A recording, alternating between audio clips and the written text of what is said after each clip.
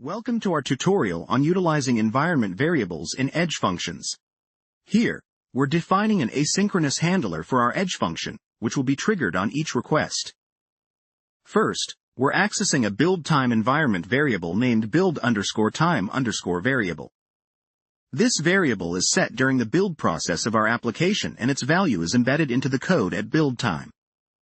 We log the build time variable to the console. This is useful for debugging, but remember to remove such logs or use a logging service for production environments. Next, we're trying to access a runtime environment variable named runtime_variable.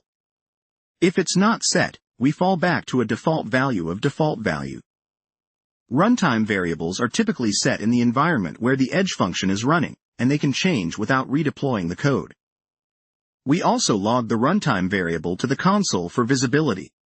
Having both build time and runtime variables allows us to separate concerns such as credentials, API endpoints, or feature toggles, which may differ across environments. Finally, we return a simple HTTP response to the client indicating to check the console logs for the environment variable values. This completes our edge functions handler. It succinctly demonstrates how to access different types of environment variables within your edge computing environment. Now let's see how to define build time environment variables.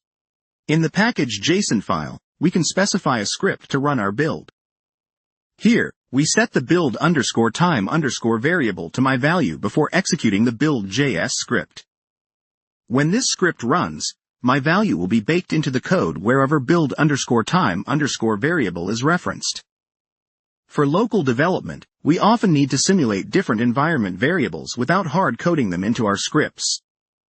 By using the npm package .env, we can conditionally load the variables from a env file when we're not in a production environment. This is incredibly useful for development and testing purposes, as it allows developers to easily switch between different sets of variables.